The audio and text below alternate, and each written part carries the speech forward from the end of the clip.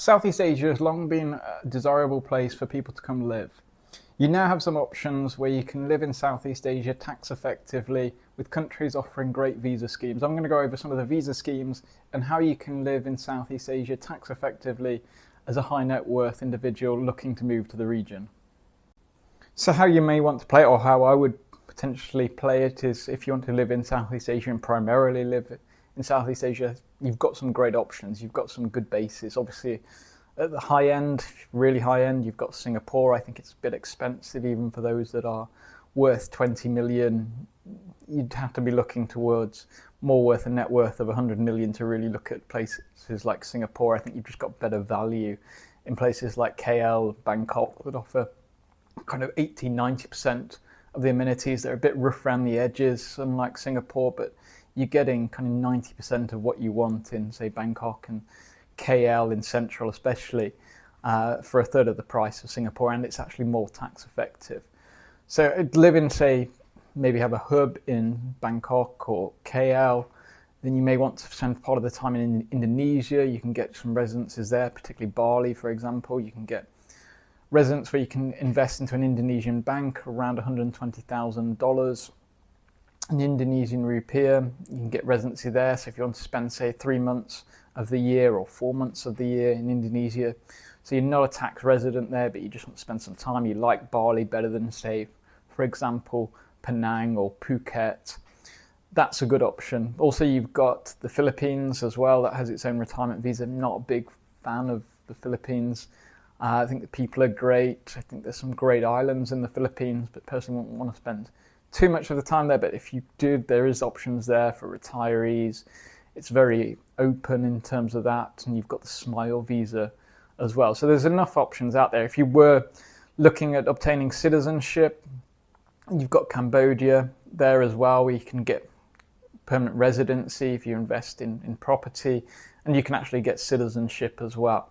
Again, unless you really want to go on the ground and maybe buy property in Cambodia or start a business in Cambodia to kind of make use of that kind of fast-growing frontier market, it wouldn't be a choice that I'd personally choose. If I was to choose one outside of, say, Bangkok or KL, it would be a place like Vietnam, spend half the time. There's great places that can kind of complement the big city life, like Da Nang, for example, by the beach, very up-and-coming place. A lot of people equate it to Bali, but better.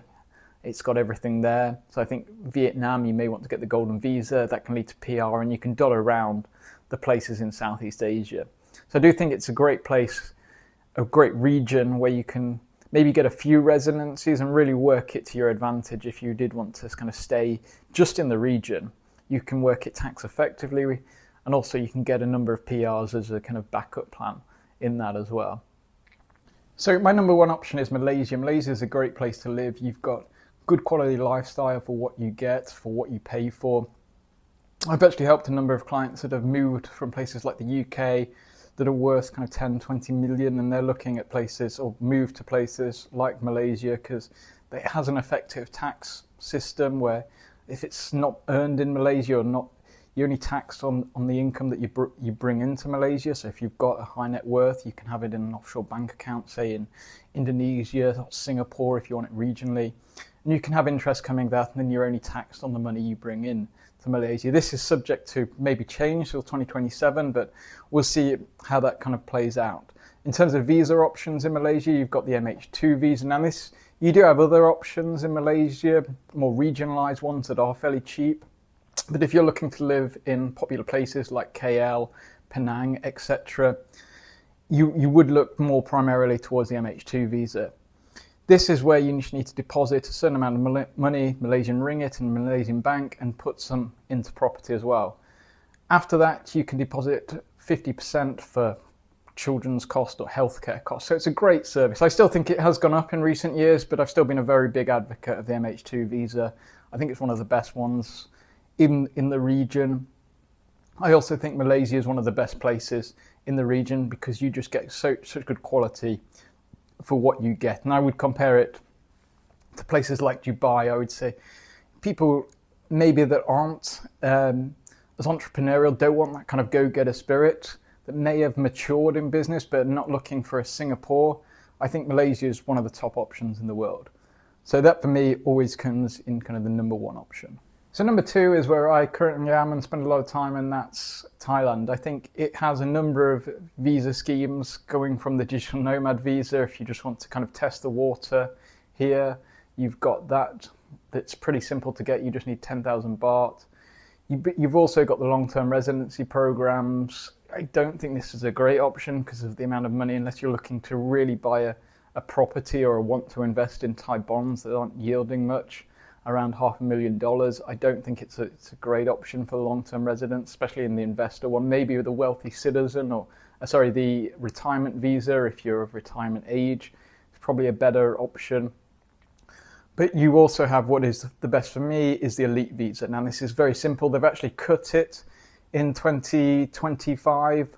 For the 5-year visa, it was 900,000 baht. Now it's gone down to 650 baht because people just didn't want this kind of weird point scheme that they had where you could test drive a Ferrari. They just wanted the basics and didn't mind about paying. They wanted to pay a bit less for just the basics. They didn't want to pay for the point system that they had for hotels.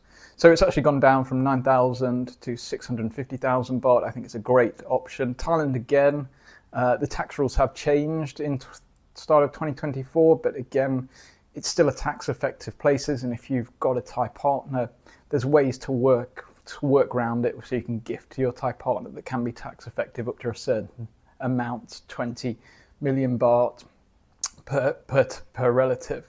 In terms of taxes in Thailand, it's the same as Malaysia, where you're only taxed on the income you bring in to the country. So again, if you're high net worth and you've got a few million, this can be quite a tax effective place for you.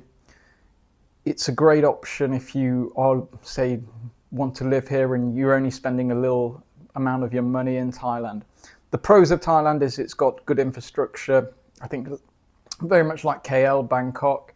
It has malls everywhere. It's great food, very vibrant. I think the differences are the kind of lifestyle. I think Thailand, or particularly Bangkok, it's got more of a energetic vibe to it, whilst KL, if you're looking for a big city, it's more relaxed, more mellow. But you can have both in Thailand. You can live in places like Chiang Mai that's got more of a mellow, kind of relaxed vibe. You've got places in the beach. Phuket's obviously a popular one, but also you've got other great places. For example, Bang Sen, that's near Bangkok, about an hour and a bit away from Bangkok. Got a great beach near Bangkok. You've got that proximity there. It just has a lot to offer, I think, Thailand. I would put it in terms of tax effectiveness, the ease of getting a residence. It's one of the top places in the world if you're just looking to pay a relatively small amount of money and live here quite cost effectively from a tax perspective as well. So other places you have in the region are Indonesia, the Philippines, but I pick a number 3 that actually hasn't got a visa yet, but it's one we spoke about and one we're looking at is Vietnam. I think Vietnam's an up and coming place. It's for those who want a more kind of frontier kind of lifestyle, but one that is changing rapidly and developing in front of your eyes. So if you're looking for an exciting time, I think Vietnam can be the place for you. It's also getting a lot of amenities in places like Ho Chi Minh. They're getting a new airport. They've recently opened an MRT line. They've got good, okay shopping malls, not to the level of, say, Bangkok, KL or Singapore, but it's there. They've got the infrastructure and it's only growing. In terms of the 10-year visa that they have in the Golden Visa in Vietnam, it's not announced yet, but hopefully it's something on the lines of what Malaysia has. The benefits that you have, that potentially you have in this, is that it can lead to permanent residence, something that isn't offered much in Southeast Asia or Asia in general is PR, particularly in places that you may want to live. The Thailands, the Malaysias, the Balis, Indonesias, they really don't offer PR. It's very hard to get. But one that can lead to PR for investment, I think, is a great option. You can get it in places like Cambodia. It's still, for most people, a bit frontier in Cambodia and kind of doesn't exist. It could play out very well. You can get citizenship in Cambodia as well. It's one of the only ones in Southeast Asia and Asia in general, if you take probably the exception of South Korea, where you can get citizenship just through investment. But one way you can have PR is a great option. So I think Vietnam, as a place to live. It's a great place, great people, very friendly. You've got great food, great amenities, and it's a place that's growing. If you are looking for that more exciting lifestyle, I think that could be a great place to look at.